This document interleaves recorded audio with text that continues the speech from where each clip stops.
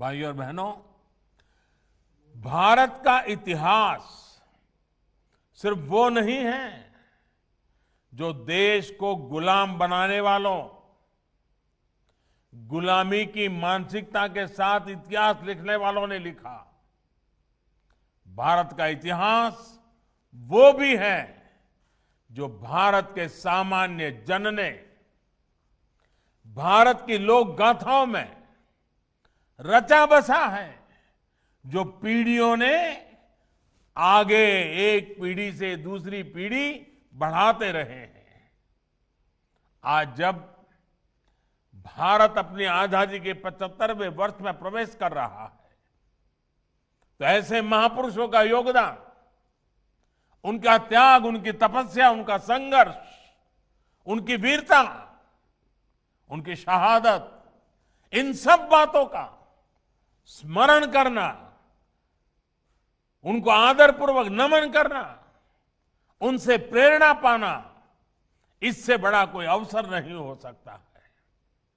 ये दुर्भाग्य है कि भारत और भारतीयता की रक्षा के लिए जिन्होंने जीवन समर्पित कर दिया, ऐसे अनेक नायक नायिकाओं को वो स्थान नहीं दिया गया जिसके वो हकदार थे।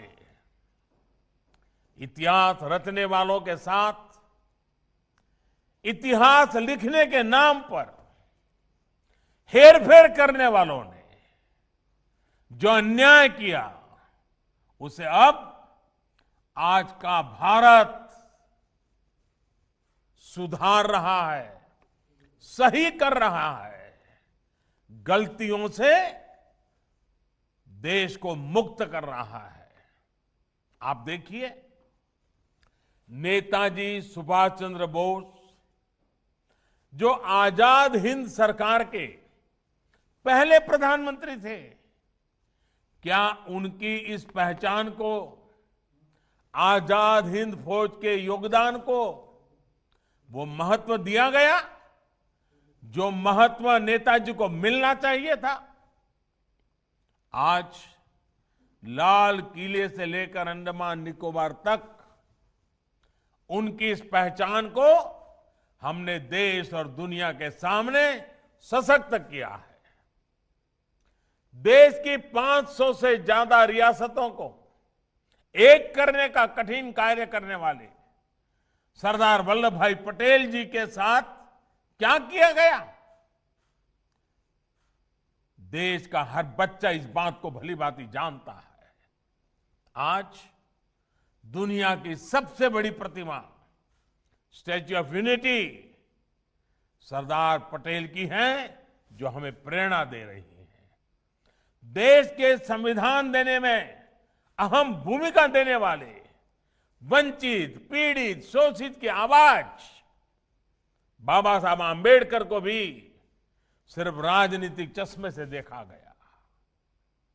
आज भारत से लेकर इंग्लैंड तक डॉक्टर बाबा साहब आंबेडकर से जुड़े स्थानों को पंच तीर्थ के रूप में विकसित किया जा रहा है।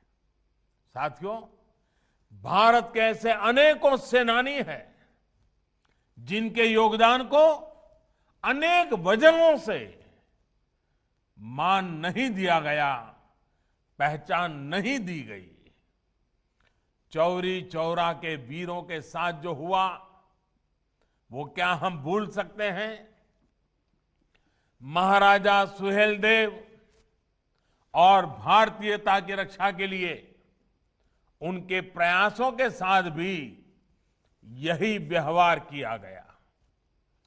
इतिहास की किताबों में भले ही महाराजा सुहेलदेव के शौर्य, पराक्रम, उनकी वीरता को वो स्थान नहीं मिला, लेकिन अवध और तराई से लेकर पूर्वांचल की लोक कथाओं में लोगों के हृदय में वो हमेशा हमेशा बने रहे।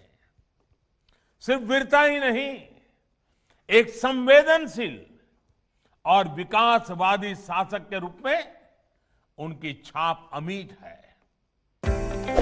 हमारे चैनल को सब्सक्राइब करना ना भूलें।